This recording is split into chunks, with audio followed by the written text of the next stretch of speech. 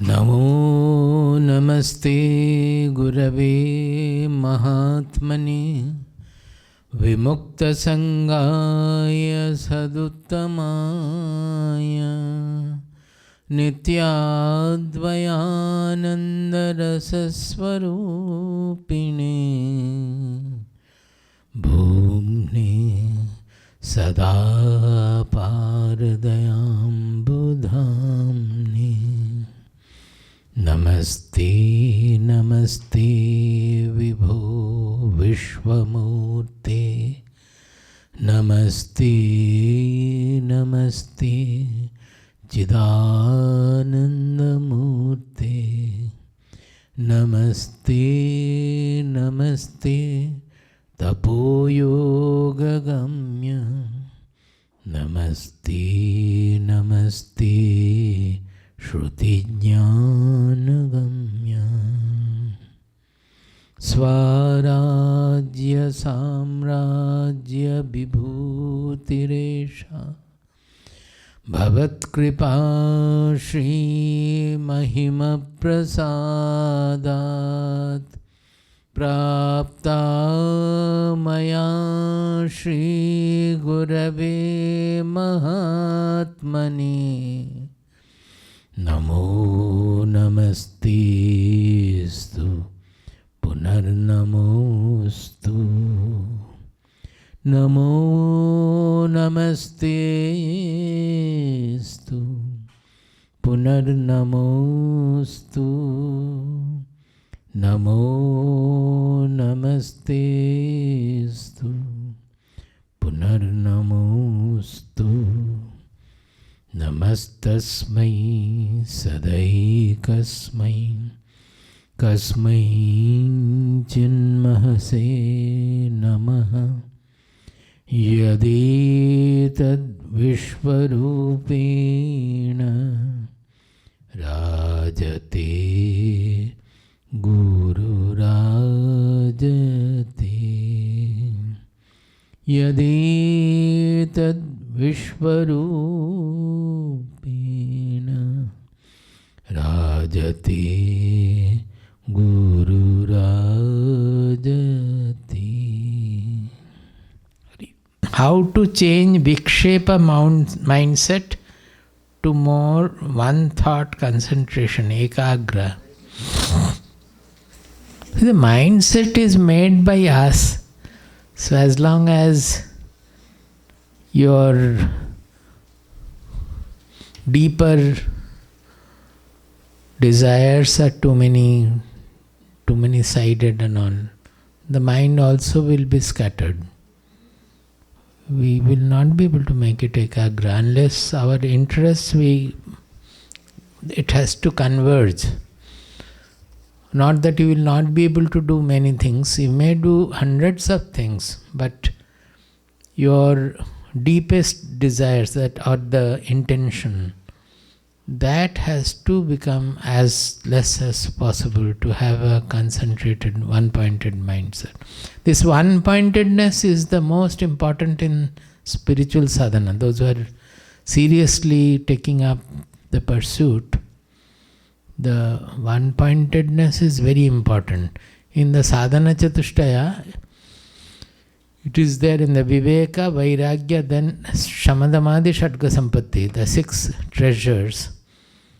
There comes Shama, Dama. Shama itself means ekagra mind, it is free of desires. Dama, Titiksha, Uparati. Uparati, Shraddha, Samadhana. Uparati means when we withdraw from the worldly indulgences. It is one thing to take interest in everybody. So for example, in our case, it is very strange, but it is true, that we have to do a lot of multitasking. Real multitasking we have to do. If we start writing something in the early morning, 1 or 2 lines, we come back at 11 o'clock in the night, everything is gone.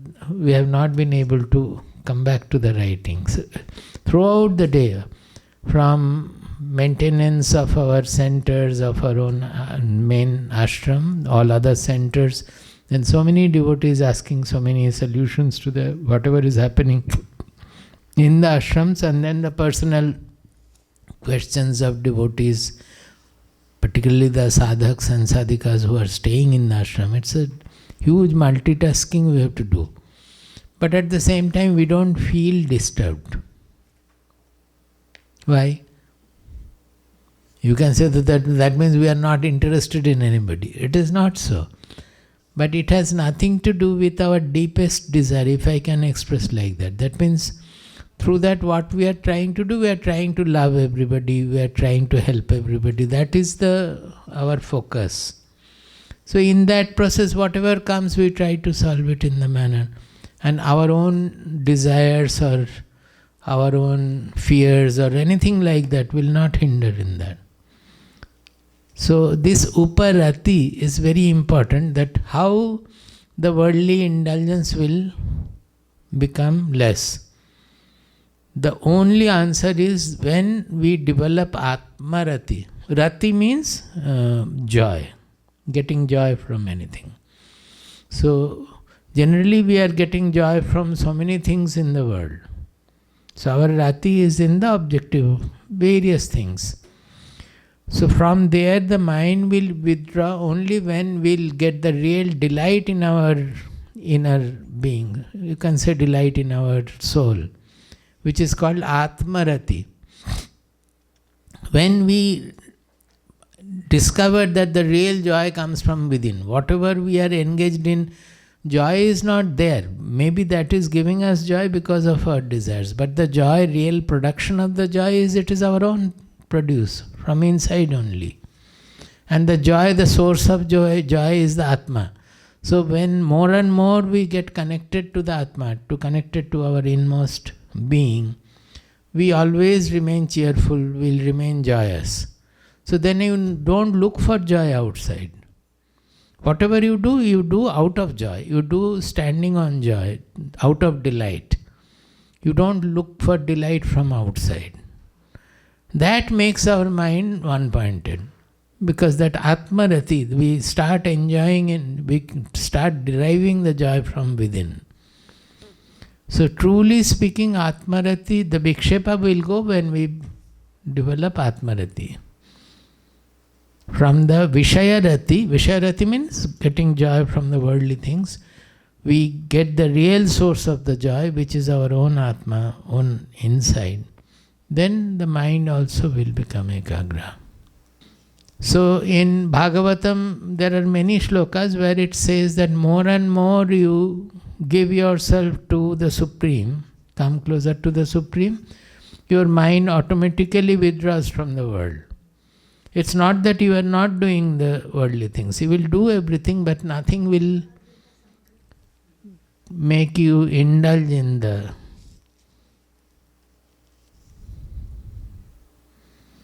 That is how Bhagavad Gita also says, Ragadvesha viyuktaistu vishayan indriyeshcharan atma vashair vidhe atma prasadam adhigacchati. See, in Sukha Dukkha, when we say Ananda, in our Upanishads, the Ananda word is used. Ananda means delight, which is there in Dukkha as well as Sukha. In Dukkha also Ananda is there. It's not that Ananda is there only in Sukha. Rather in Dukkha, Ananda is still deeper. So Bhagavad Gita doesn't use the word Ananda. They have used the word Prasada. Prasadam adhigacchati. He attains Prasada when Ragadvesha viyuktaihitu. Vishayan indriyeshcharan atmavashir vidheyatma prasadam adhigacchati.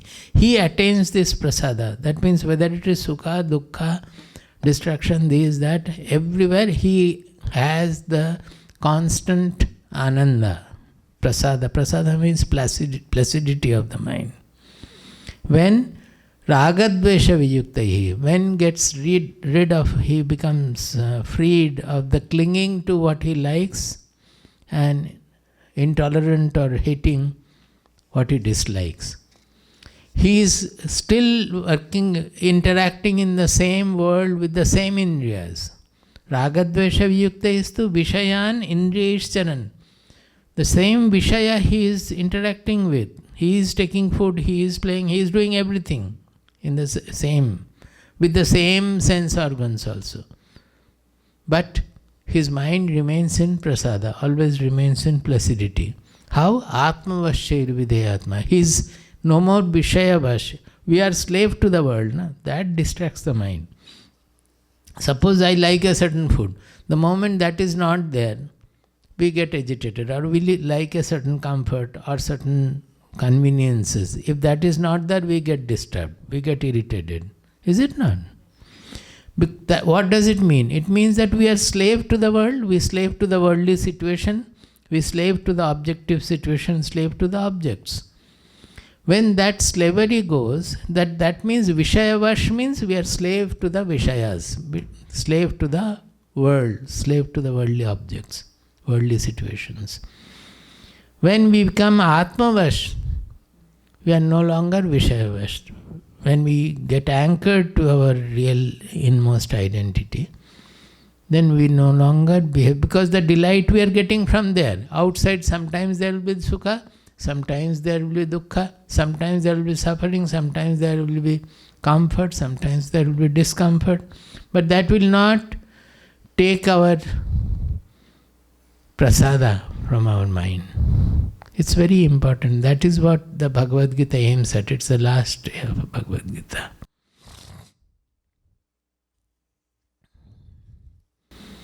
What sadhana will help me to be more self-confident? How to handle irritation with co-workers, situation, family, how to overcome the trigger for irritation, which soul dimension helps? That is, I spoke about the soul dimension. That means in interactions we have to incorporate the soul dimension. The soul is such a thing. Suppose space, even if there is a nuclear explosion also, space doesn't get affected. In case of soul or Atma or consciousness, it is all the more. It never gets affected by anything at all. So that is the dimension, that it is unaffectedness. You will find our Swamiji often calls that unaffectedness is spirituality. That is the measure of unaffectedness. You can use it as a measure of how much you have progressed in your sadhana. The same situation which used to irritate you earlier, if it does not irritate you now, not because you have become less sensitive, but you can remain composed without getting irritated, means you have advanced in spirituality. There is no artificial control or you are subduing. It's not because of that. Because in corporate life, as you go higher and higher, you learn to suppress your emotions and get heart attack finally. Is it not? You should not get, but it happens like that. So it's not, no suppression is called for. It is only a sublimation. It's only a dissolution of the irritation. Should I ask now or should I wait until later? No, you can ask. Yeah, just a follow-up question, Swamiji. If in a family situation, when a situation comes and if we don't react, the other person could get even more irritated. That You mean husband, wife or children and parents? Allow them to shout. What does it... See, you have to... I will tell you a general truth. That there is a fundamental natural law we should understand.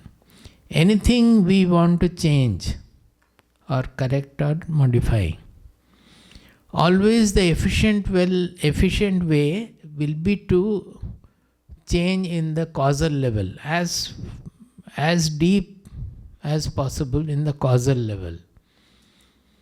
If we change the cause, then the effect will be automatically changed.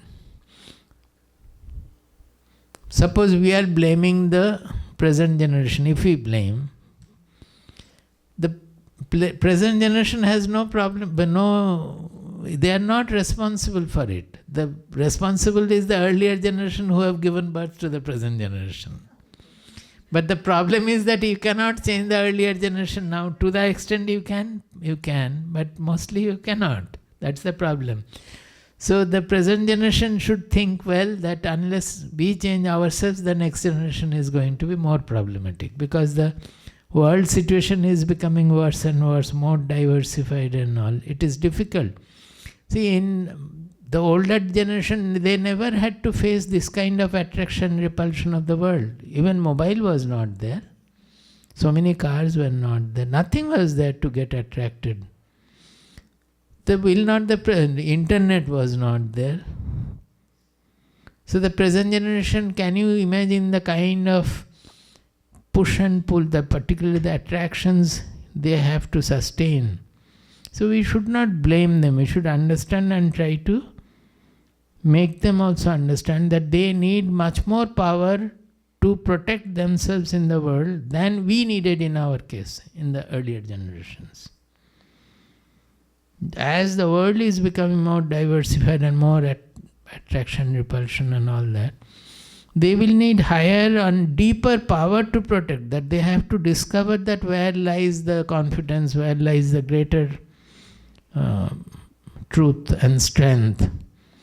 If they run after the various things they are seeing, they will become slave to the internet also. We become slave to the internet, whatever we are seeing and all. By that we are losing our all confidence, everything. So we have to work in the causal level. That is what I was saying. That is, suppose you are irritable. You are behaving in an irritated manner. Every time you have irritable behavior, you think that no, this is not a good behavior, I should not get irritated. But again you get irritated. Similarly, suppose you are hurting people, particularly hurting parents and all, and every time you hurt, you think that no, I should not do like that. But you again end up hurting. Now, we are looking at the things in a different manner. Suppose the Ganges is coming from Gomukh, where it's a trickle. And in Gangasagar, you cannot see the other side. It is 30-40 kilometers or so, the width. Now, if you have to change the stream, can you push from the Gangasagar to change the stream of the Ganga? Or you will adjust the huge rock from where it is coming down, the direction of the flow there. From there you can, that is the causal level. The ultimate causal level is the trickle coming down in Gomukh. If you make any adjustment, you have to change there so that the whole flow and their contributors, everything gets changed. You cannot do it from the Ganga Sagar. Similarly, whatever our actions are, behaviors are, if you try to change at that point, we will not be able to be successful in that. Because the behavior is coming as a manifestation of our thoughts and emotions. Is it not? So any wrong behavior, if we want to correct, we have to look into our own mind, seeing that why am I behaving like this? What are the points where I am the thoughts or emotions which is causing this irritation or hurting tendency, whatever you don't like.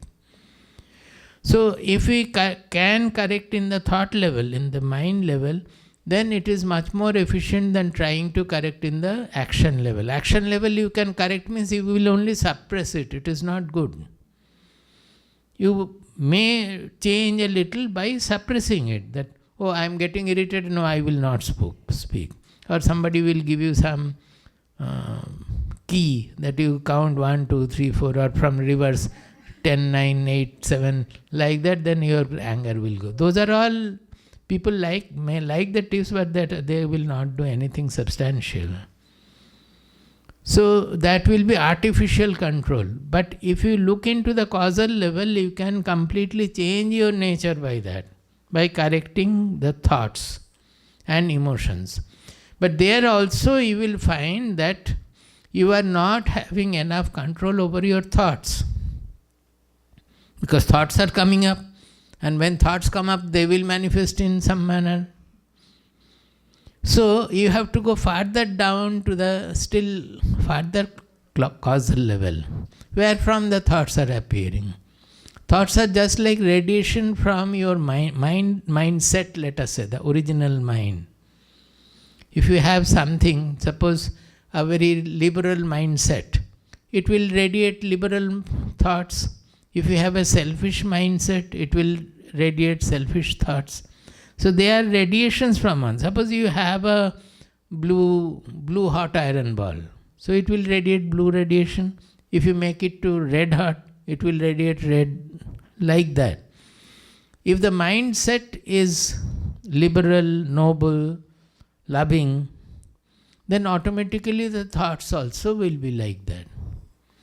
So better to try to change the mindset. That is the basic constitution of the mind.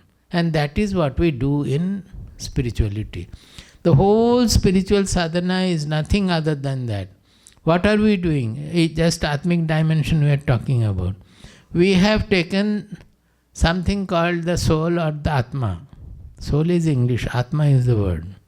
Which is infinite, imperishable, unchanging, unaffected, even more subtle than the space. It is not in the objective ken.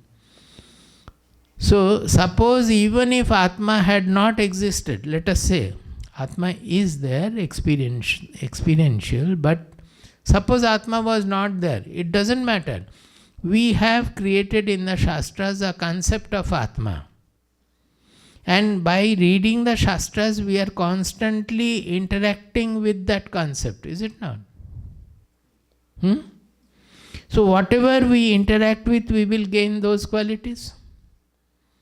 Suppose you stay with an angry person, you will find that you are also becoming angry after some time. If you stay with a calm person, you will find you are also becoming calm. It's always there is an exchange of qualities. So by constantly through Shastras or through listening or through whatever we do with satsang, as we say, through satsang, what are we doing? We are interacting with the concept of the Atma, which brings in the soul dimensions in us. It is so simple as that. Why are we asking to read the Shastras properly? Not only reading, but to do manana, to ruminate over the Shastras. By that, our mind will become more and more like the soul. Atma we already are. Atma cannot be changed. Nothing we have to do there. But our problem is we are not knowing the Atma. Our mind is not like the Atma. So by constantly exchanging qualities with the Atma, by constantly interacting with the concept of the Atma, our mind will become like the Atma. A pure mind is the soul, nothing else. Do you understand this method? So any quality you want to imbibe, interact with that quality wherever it is. That is what we do by reading the Shastras or reading Bhagavad Gita everywhere. Sometimes if you just pray also, thinking of that quality, if you constantly do, the quality will come to you. But this is a more scientific and direct method, that you know what you are interacting with and you imbibe those.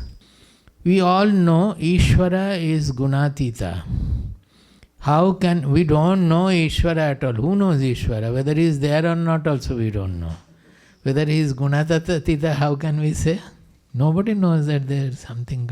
It's a concept of our mind, that's all. How can Ishvara help a sadhaka overcome the bondage caused by three gunas? Ishvara will not help. The sadhaka himself or herself will help.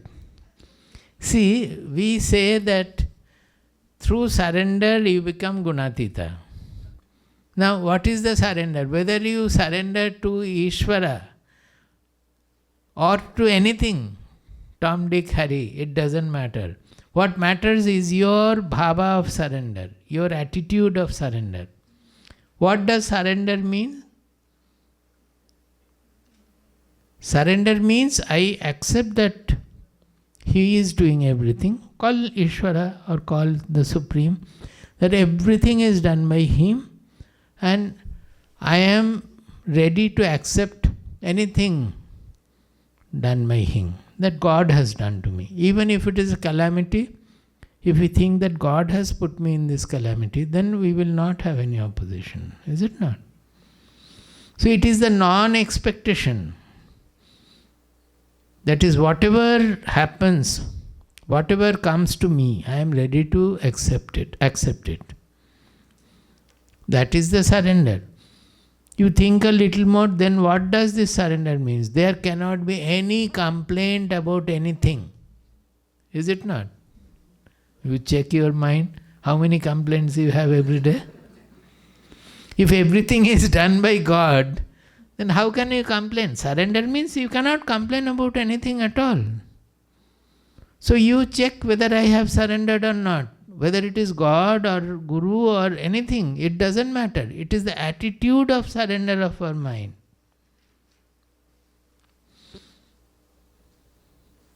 Is it not? So, actually it is, Ishvara doesn't do anything. Even if he does through me only, through the sadhaka only. The sadhaka's mind has to surrender. Thinking of Ishvara he can surrender, or thinking of anything else also he can surrender. But surrender means his mind becomes ready to accept anything happening in life. There is another point that actually accepting anything which has happened, it is the worst kind of foolishness, but all of us do it. Whatever has happened, can you walk back in time? Suppose you have lost, in earthquake, you have lost all your buildings, everything, or in war, you have lost your job, you have lost your family, lost your property, everything has gone. And you are howling and crying, wailing and all that. Why? Is there any point in saying that? Can you walk back and get back all the things you have lost? No. What you can do? You can again work for gaining whatever you want. That's a future. Doing it again. But this lamentation about why did it happen to me, the suffering you are having, this suffering is coming because of, not because whatever has happened, because your mind, the non-readiness of your mind to accept whatever has happened. Think about it well. If the mind is ready to accept whatever has happened, immediately you will find that calm downs. You will be free of the suffering. And that is the most efficient state of the mind where you can again work for further betterment or whatever you have to do. When is the mind most efficient? When it is peaceful, when it is calm, when it is not agitated. So, in that agitated state of the mind where we are unnecessarily talking about why did it happen to me or so, not accepting whatever has happened, it will hinder correcting the thing in future. Addressing the problem will be hindered by that. Why not we think and address that problem with intelligence and take to that. A calm, non-agitated mind will be able to solve any problem given to it. But an agitated mind will not be able to. Even the solution is right in front, it will not see the solution there. Because it is agitated. So, Ishvara need not make us gunatita or anything, but our attitude can make us anything we like. We can go to any extent we like. I work a lot because I work for a good cause and want to make a difference. No personal gain. How do you balance a passion for work with spiritual advancement? When is the right time for me to retire? And you are working so much, why should you retire? I would rather ask you to live for 100 years and never to retire.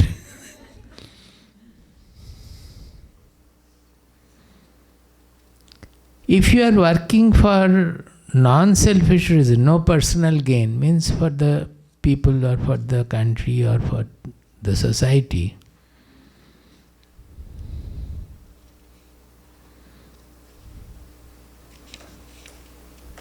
If it is really for the society and there is no ego that I am working for the society, that is the important point there. Generally the social workers, although the work is good, but they will develop an ego that I have done something great for the society. That should not be there. So he should become spiritual and do the work as a service to the people or an offering to the Lord, as we said, Jajna Bhava. In that case, I don't think the passion need balancing. Balancing will be there automatically. It is the ego which brings disbalance to our work. Suppose you are doing something, I will take our Swamiji's example, that Swamiji has spent from 1984 to 1996 about 6 or 7 religious social causes, the corruption in the temple and all, fighting against that. We used to go for protest, get arrested by the police also.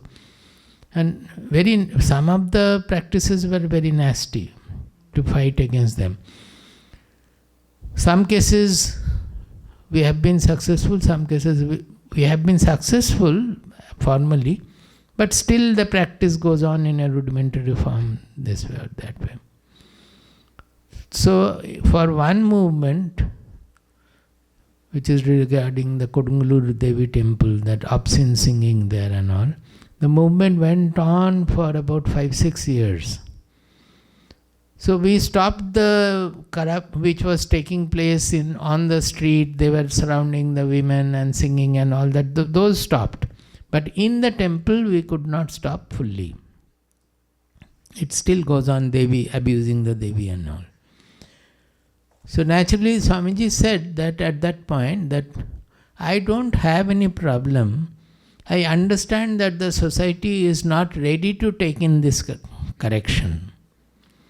We can try to purify the society, but after all, finally it is with the society.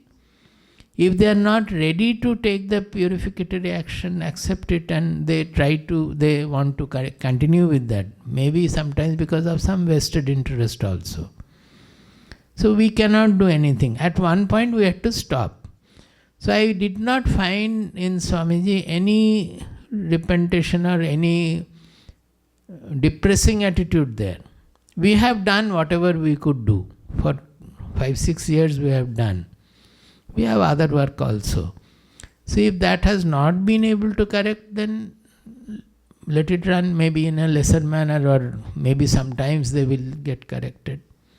So this what shall I call it? This free mind should be there. That we should not be obsessed by whatever we are doing. That is the egoistic part of it.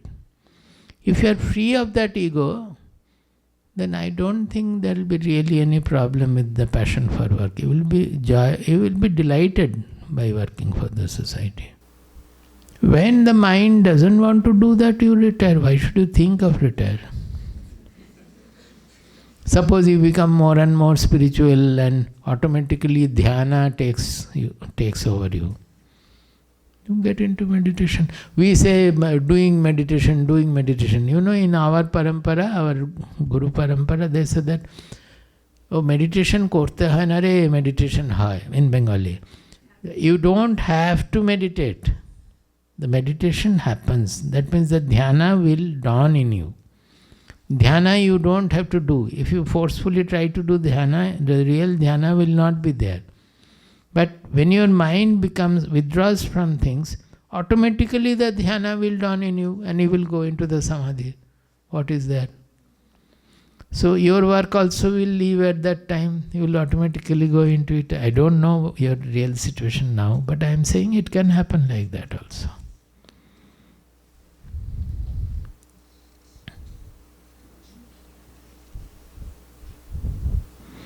With spiritual advance. Spiritual advancement is definitely that.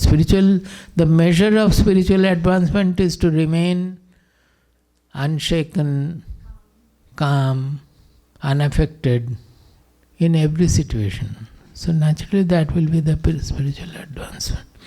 But nature has its naughty way also.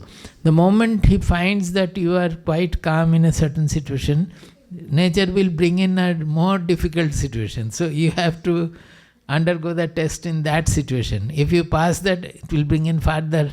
That is, your arena will go on extending. That is also there. But you won't bother about it. As long as your mind is calm, why do you bother about it? I have a tuition to pay. What is this? Fees for college. Oh, acha. And feel compelled to keep working and growing in my career. I feel I am stuck in a rajasic cycle. How can I change my mindset to move towards sattva?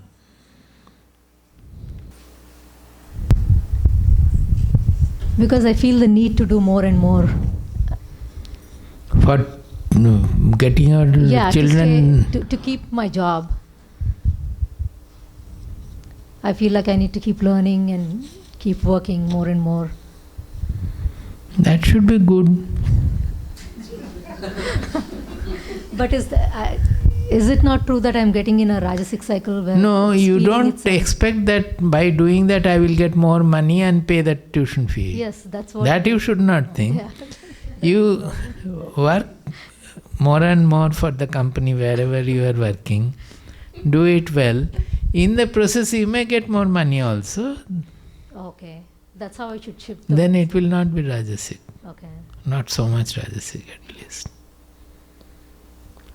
Then you will get the delight of doing more and more. And not thinking of that by doing a little more I will get more money. Right now that is what I'm thinking. Right now the A is on the money. Yeah. That is why you are suffering. Yeah. Okay. So it has to be shifted from money to something good. Okay. That I am working because I have joined this work and I am working for the company. Okay. I should look into the welfare of the company. Okay. You know that story, it's very common that one person had visited where a school building was being made in a very remote village, I think of Bengal or so. So he first went to one mason and asked, what are you doing? That mason got irritated. He said that, don't you see I am putting bricks? He was joining mortar and brick. Then this person left him and went to another mason. He asked that, what are you doing? He said, here in quite a few villages there is no school. There was no school at all. Now the people, some good sense have prevailed in people, they are trying to make a school. So I am making that school where our children and the other children of the village will be educated and they will become civilized and they will contribute for the country. Now both the masons are putting bricks. You see the dimension difference?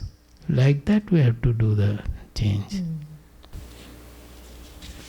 You will find in most of these questions, you see 18th chapter where the three kinds of karma and karta are discussed. That will be from 18.23, 24, 25, 26, 27, 28. See, 23 to 25 is the karma, the work. Which work is sattvika? Which work is rajasa? Which work is tamasa? And thereafter 26, 27, 28 is which karta is sattvika, which karta is rajasa, and which karta is tamasa.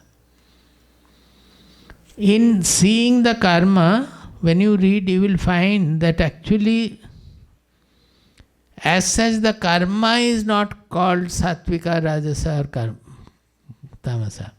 It is the way in which it is performed that makes the karma. I will read out one. Oh, our time is over. What to do? Niyatam, the 23rd verse of 18th chapter. Niyatam sangarahitam aragad dveshatah krutam aphala prepsuna karma yattat sattvika uchyate. So sattvika karma is 3 things I have said. 3 and 4. 3. Niyatam.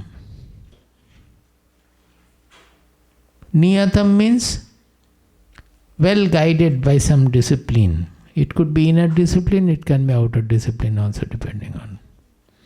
Sangarahitam.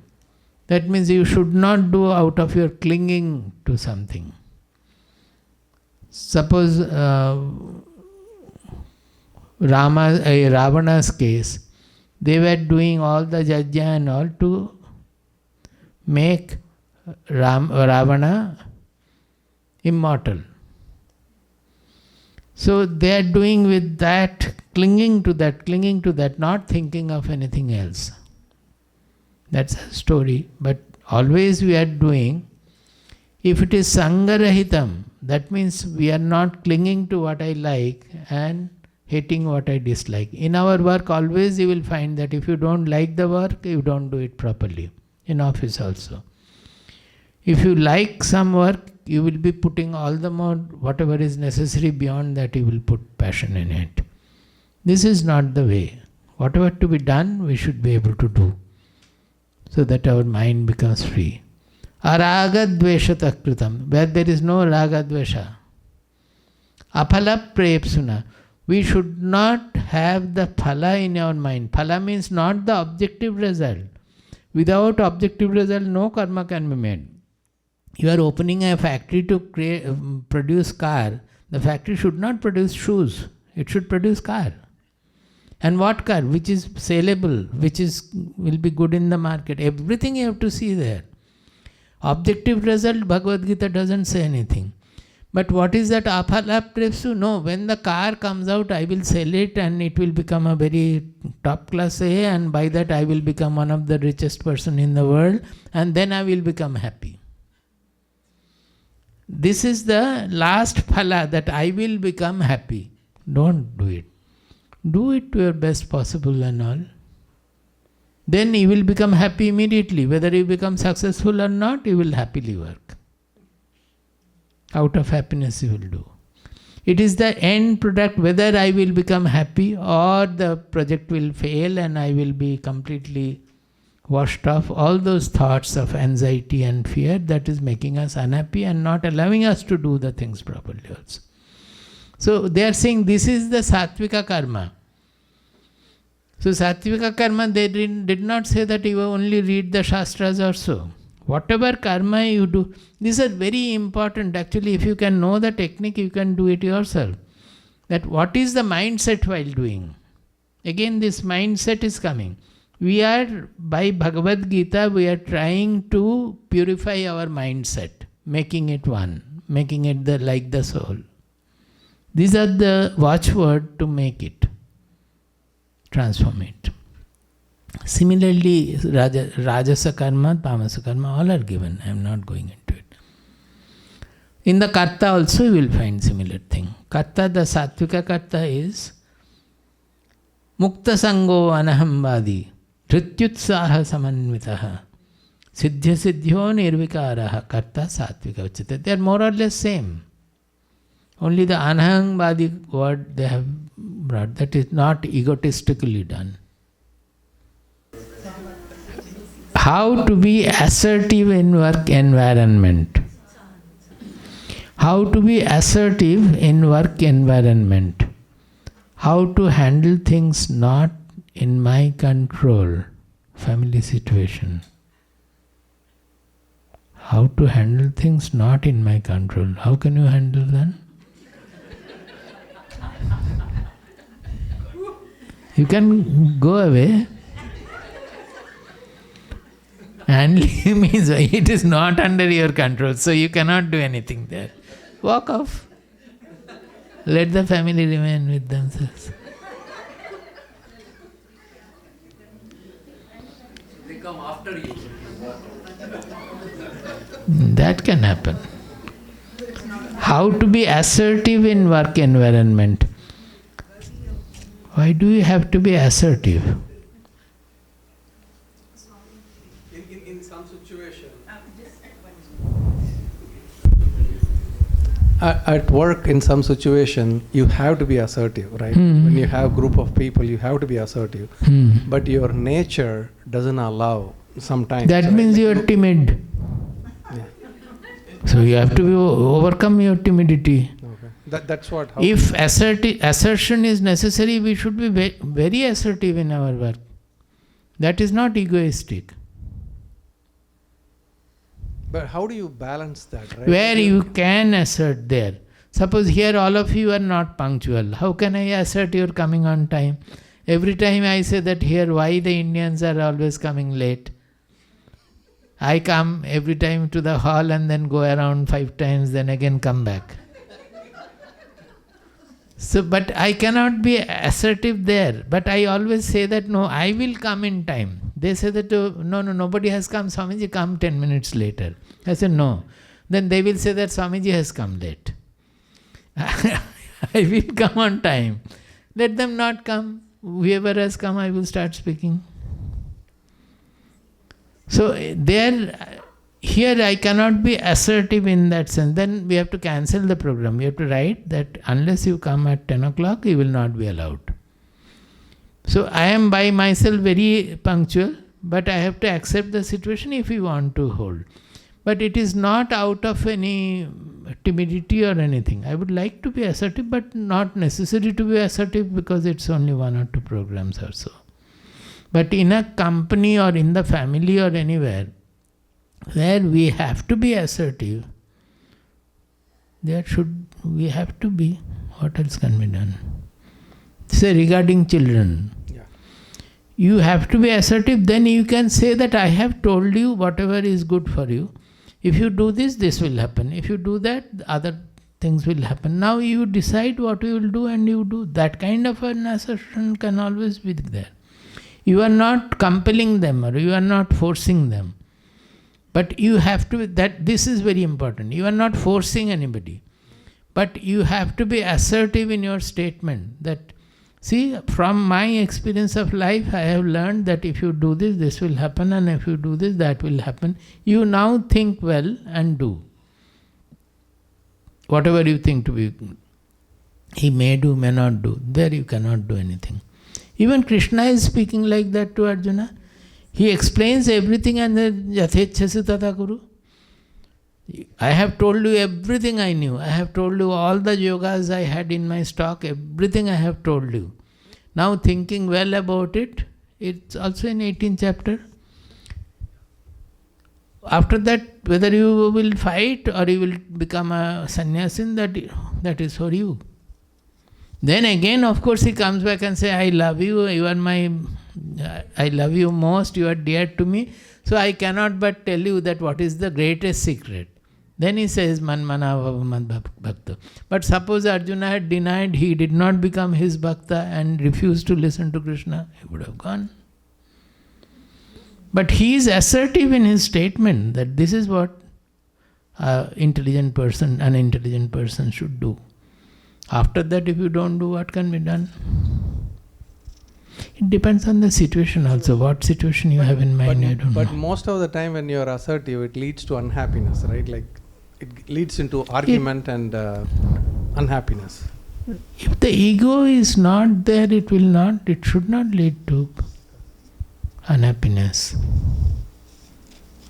You should smilingly say whatever it is worth. And leave it at that. The problem is that once we have said, we want that to be obeyed by others. That causes the problem. Okay. We know, I often, in ashram, they were staying in front. One managing director of a company in Calcutta. Extremely egoistic person. Religious, but egoistic. So he himself used to say that in the director board's meeting, if I suggest something, and the others do not accept it, I walk off. He was so egoistic that he cannot stand that the other directors will not listen to me. So he will walk away. Such ego effect also is there. So assertive doesn't mean that you have to be egoistic. You will say whatever to be said with all full confidence and everything, and then leave it to whatever it is it's worth. If you find it worthy, you do it, otherwise you don't do it.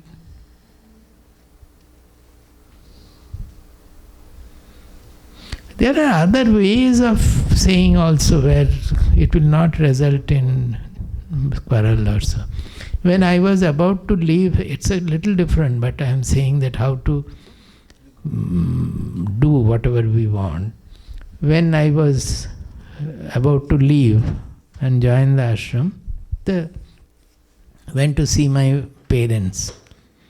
They were in Jamshedpur, so I went to see them and tell them. So when I am coming back, getting into the car, then my mother said that you go after my body falls. Till then you remain at home. You go after my body falls. See, in such a situation when I am leaving home and the mother is saying like that, I simply kept quiet for some time. Then I told my mother that, Ma, whatever you are saying, have you thought about it? Suppose I don't leave, but my mind is wholesomely wanting to leave. My mind is not there in the work anymore. I want to leave and join the ashram. In such a case, if you say that you leave only after my body falls, will I not always think that when is my mother going to die? When is my mother? Immediately she accepted. No, you go. See, there is if you are humble, you can't do anything. Swamiji, about that assertive question. In work environment, if he is in a managerial position and he wants the work done, but by nature he doesn't feel comfortable being assertive. He is also worried if it will have negative effects. Because he doesn't love the people. If he loves the people, it will not be a problem. We do it out of our position, out of our ego, out of our, what shall I say? If you are humble, if you love the people and explain to them the situation, we have to speak always like that, particularly in situations, official situations. And once one person was really becoming sick out of the pressure from the superior. So I said, see, you are working because you are alive. The work is to keep you alive and keep you in good health. If the work is completely taking your life forces away, this is not the work you can do. And in such a case, whatever you are saying, you cannot work efficiently. If your superior is pressurizing you so much, in spite of your sincere work also they are pressurizing so much, your full efficiency will not be there because you are always worried. You are looking worried also. So you go meet your boss and tell him that, sir, as far as I know, I am fully sincere. Whatever maximum I can do, I am doing. If you pressurize further, I will not be able to. You may sack me, but it will only reduce my output. It will not increase my output further. You tell him absolutely sincerely that this is what I feel. He went and told, and the problem was solved. In some cases it may not be solved. Suppose the boss is absolutely, he may have to leave then. But you cannot completely damage your health for the pressure of the boss. And you are a sincere person, that is why. They will not pressurize the lazy people. They will pressurize only when you can give the output. But by pressurizing, if the output goes down because of your mental agitation, that's not the correct way. How to handle what is not under my control? It was a question of the group. The question is like in the family, they want something to be done their way, but the family members are not obeying them and they don't know what to do about that situation, Swamiji. You have to tell me the situation. Each situation will need a different.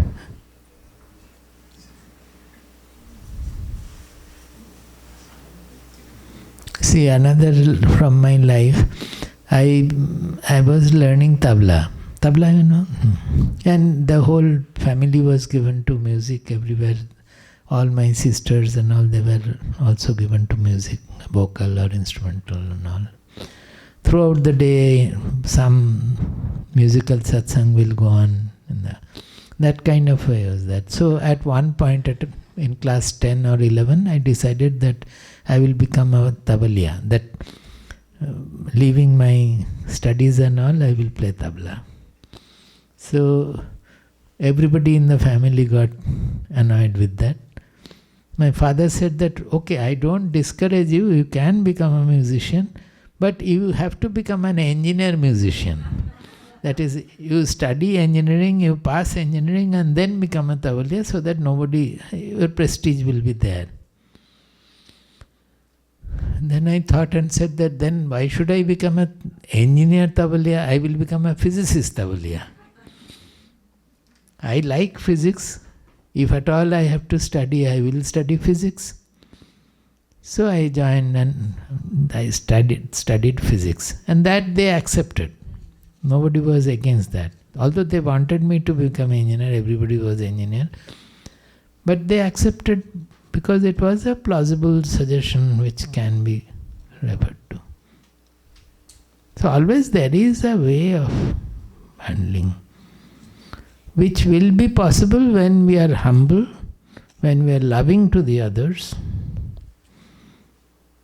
and we are not sangarahitam, sattvika karma, sangarahitam. We are not clinging to what I want. That only I will think of, nothing else. That sangha is the most important. Actually, this question about the assertiveness, it's quite interesting.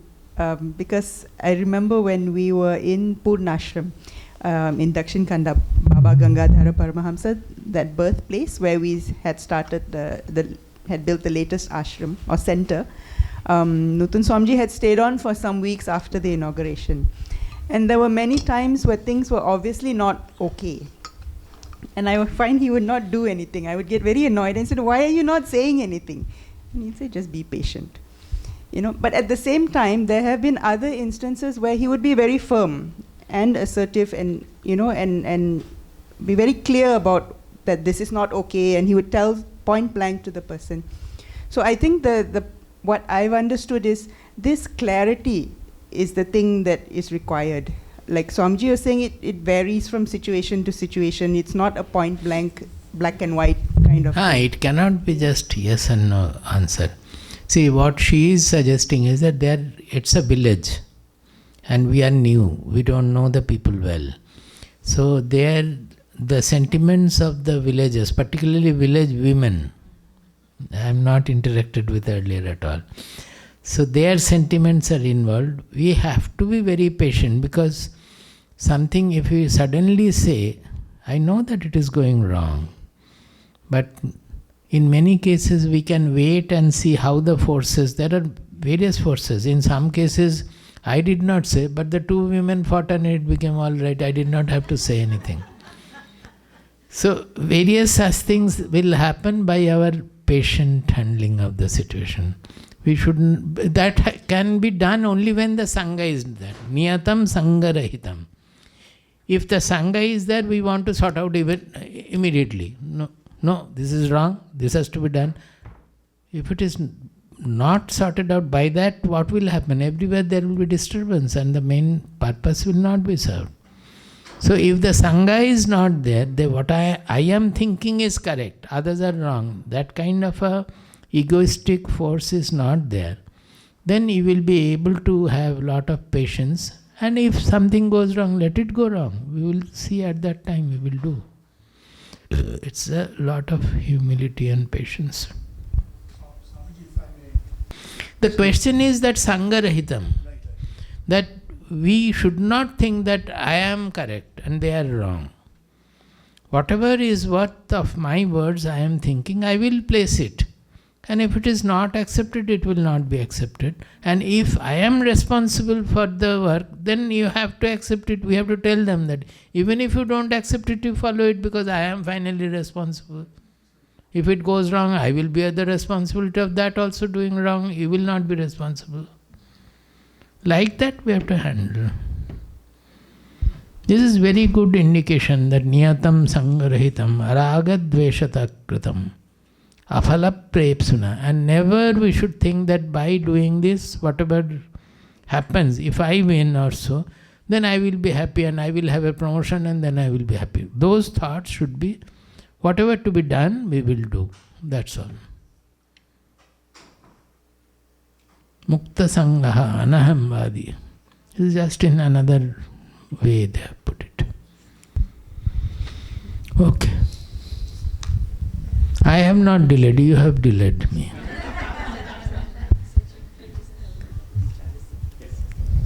Prabuddham vimuktam vikaraadihinam prasannam sada nityabodhaswarupam param nishchalam nirgunam sarvarupam bhajeham sada nusmarami pranaumi.